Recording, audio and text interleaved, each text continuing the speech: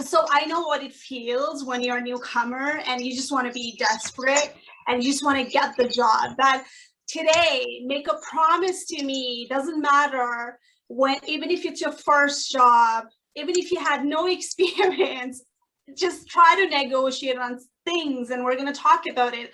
If it's not salary, what are you going to negotiate on, right? So we're going to talk about it a little bit in detail, but I really want you to take a vow today and not like think that you don't deserve higher pay just because you are a newcomer. You left the country, but you did not leave the skills. So there's a study that was done by Stanford 2021 February, and then that there's a quote, it's on our website and a blog. I'm going to put the blog later, a little bit later on. You can read about it. What an eye-opener, especially on STEM industry, the industry you're in right now. There's a 2% gap between men and women, and it's all, when they've done the research, it was all based on the self-confidence. The answer is always going to be no when you don't ask. If you talk to people inside, you have no idea what's covered. Here's what things that you can negotiate by just asking people inside without asking for salary. When you're doing the information interview, right? Like, you got to do it strategically, not one day you wake up and send them a message, hey, what's the salary? No, that's not how you do it. So you're going to plant a couple of people in that department, like, maybe your future colleagues, right? Like, make a friends with them, like, what, network and stuff like that. And then you can say, hey, like, what are the perks they offer? I've been looking at it on a website and they say that, what the benefits are like this. Do you have any insights on it? What else is offered when you get hired? The perks. You're going to start with the perks because that's the total compensation package. So if you know what they can offer you, it's so much easier to know what you can negotiate. Relocation package. And the other thing is, are you allowed to, like, let's say you have a car and the type of job you're trying to get in is, it involves a lot of traveling hours, right? Traveling hours. I'm talking about hours here. So you can also negotiate, let's say you travel like, 8 hours a week or something, you can carry that 8 hours as a part of the lieu day as well. You can negotiate those things as well. Why are you wasting 8 hours of your energy by just traveling for the company, right? Like, you got to be compensated. Better you negotiate that because it adds up. The other thing is mileage. When you're traveling, if you're using the car, it better be covered. You got to find that out because that adds up on a paycheck. Imagine you're traveling every week and you're not paid for gas or mileage. You know what? That's coming out of the paycheck, right? These are something that I want you to take a look at it. Take a look at what's a take home after looking at the total compensation package. Parking cost. If you're working downtown or any, like downtown, your parking cost is through the roof. And we all know that. Better, like, you better negotiate on it, right? Like, what, parking costs, if you can put that in there. What about people traveling outside of 401? You better, like, ask for toll road transport ponder cost as well to actually put it in there as well. So, hey, can you do that, right? I'm giving you an example that people don't see. People just think about salary, right? And you're going to move on to perks as well, plus salary as well. There's a way to ask for it, but if you don't know what you have on your hand, how are you going to negotiate, right? So the first strategy. So let's say there are three kind of people who are dealing with it when you're looking for a job search. One is a recruiter, outsourcing recruiter, not employed by company. Okay, so which is like it could be self-employed, it could be some agency recruiter, and maybe they're trying to recruit you for their client, biggest client, whatever it is. They could source you and say, hey, we have lovely position for you. You seem to be a match, let's hop on the phone and talk about it. And they are going to be potentially asking you, but what's your salary expectation? But at that time, I want you to be very careful. Know your worth, though, before you start giving out the range. Know what you're worth, right? Because onus is on you. You have to know what's your worth. you should have done the homework already based on what they're paying, right? Not company specific, but you should know the range already. So here's what I want you to do. Next time the next recruiter who is not employed by the company calls you, I want you to ask them, hey, thanks for calling me. And I feel like, so you found out that I'm the right fit. Can you tell me if you have employed people like me or people within the same industry to your client? Who's the client? Normally, recruiters are not going to tell you who are the clients unless you sign that agreement with them. But you can ask them, hey, have you recruited? You can ask them if they're asking you what's your salary expectation. So based on your experience, how much was the range your client was paying? Put them back on the pedal, right? You're going to be smart about it. Now they're going to give you the range. Now you have a range to work with. And you're still not going to tell them, oh, okay, like, I'm good with it. You can say, it looks like we can move on with the process. Let's see how it goes. Only if you feel that you want to get that job and if you feel like you're on the right one, right? But if recruiter says, okay, well, you know what are you making right now? It's none of their business. How much you're making right now has nothing to do with how much you want to make in future, because you might be working with the same company for 4 years and you might not have even had a raise for 4 years and you're at 60,000. You know what? Do you think after 4 years of experience, you're going to go and compete with 60,000? No, you would go compete with 80,000, right?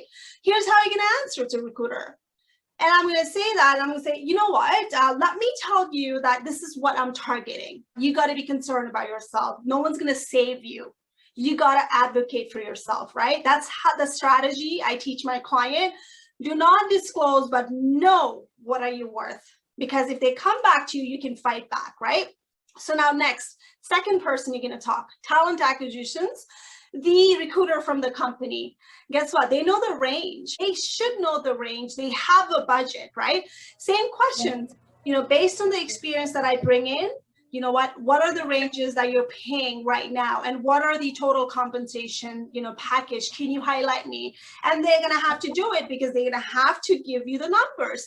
Now, the question is always, don't give them before you know the information, right? What if they're paying 100,000? You're saying like, I am onto 60 to 80,000. You just lowballed yourself. Now, keep in mind, there's a law in place that you're protected. Companies are not allowed to pay you less than what they're paying the lowest employee. They cannot start. Any good company would not do that. And you don't want to lose that deal. You want to see if you're a right fit. You can always put the strategy and tell them, hey, you know what? That sounds like a good range to me based on the market rate, based on the research. I do fall on the higher end. Let's continue with it and let's see if we're the right fit, and we'll talk about that. I'm negotiable. It's negotiable. See what you did that? When you did that, that means like, you know what? If they lowball you, your expectation was clear from day one. And you also protected yourself by saying it's negotiable. So you can now, when they give you the offer, formal offer on a paper, you can see all those things, total compensation package and benefits and whatnot. And then you can start negotiating on that. It depends on the company's brand as well. They've already established that protocol of how much is your title worth. That's why the title is really important as well. So for newbies, what I'm going to talk about is it's extremely hard to negotiate when you have no previous experience, right? But I want you to go back and think about what are negotiable based on what they give you. So could be, can you work from home 1 day a week? Right? Can you take Fridays off and make up hours later on? It depends on with the family too, right? Like, if you have kids, you can negotiate that. Can you work on weekends? Then you can take weekday off, right? Things like that matters as well. So again, it depends on what the situation is. For the people who want to negotiate as a newcomer, I definitely want you to go back and negotiate on things that matters to you the most. Here's the strategy that I tell people to do. Okay, you're going to go and ask them first. You're going to go and ask them like, okay, well, I've done this. Can we revisit my salary? And now, if then strategy seems to work great. So now let's say, for example, it applies to everybody who, let's say, are trying to negotiate with the new company, plus within the organization as well, plus brand new company. So if then strategy. This is how it's going to happen. So let's say that you are not happy with the negotiation package, but you really want the job. All right. And they did not give you what you really hope for, but you really want that job to put it all together in resume. So you can say, you know what, I bring this experience, I get it. You know, let's say the negotiation is gone and they feel like this is what it is. Then you can also start at the last closing statement. You can start and say, hey, you know what's a really important thing in this role that impacts the cost of the business? Can you tell me one or two things? And they're going to tell you, let's say for customer service, I'm giving you an example. Customer service role, they're going to say, well, customer satisfaction score is very important to us. And that's how your bonus could be based on. That's how your shift work could be based on. That's how we monitor all the cost and everything. That's how we measure the customer, customers, whatever, right? So they give you that pain. That's a pain for them. So you being employed as a customer service associate now is you're trying to solve the pain. What you can say is, what's your score right now? Let's say, 70%. Our average customer satisfaction score is 70% or so. Okay. Then you can apply if and then formula. If I give you 75% score for my team or myself, this applies to individual, this applies to people managing team as well. I'm throwing an example. So if I give you 75% within 3 to 6 months, then are you willing to revisit the salary or bonus package? If and then. Now what you're doing is you're trying to tell them that I bring value. Look at me. I can do much more than what you're doing right now. I will give you this, but can I get something in return? Can we revisit that in 3 to 6 months? Now, when the time comes, document that and go for it. If you cracked it after 3 months, you're going to sit down and say, remember we had that conversation, document it. Email is one thing to document, but always we're going to go to detail, how do you negotiate? So you are going to piggyback on that email, and you're going to go now that I've given you 75% based on what I said 3 months ago, you know what, I think it's fair that you come back to me with more. Now have a number in mind. Either you can say, can you increase the salary by 20% in the beginning?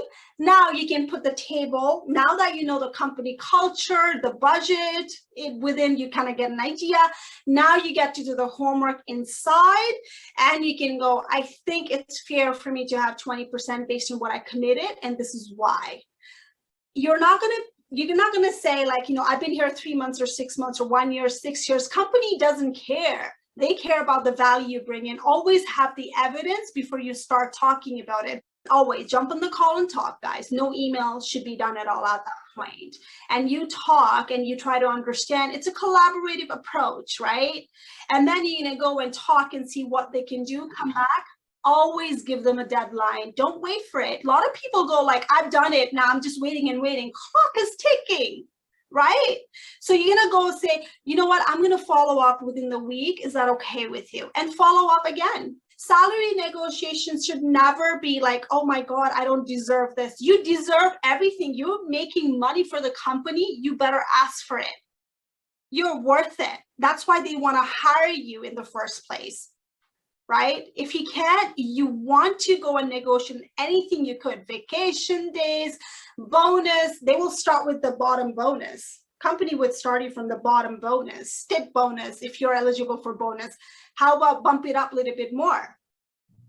Things like that really matter. So we don't look at every time we think about, oh, I just want more salary. Thank you so much, Sweta. It was really insightful. I've learned a lot personally. I hope I can apply some of your tips and tricks. And I hope that everybody learned a lot today and took some messages home to try to amplify our, strong points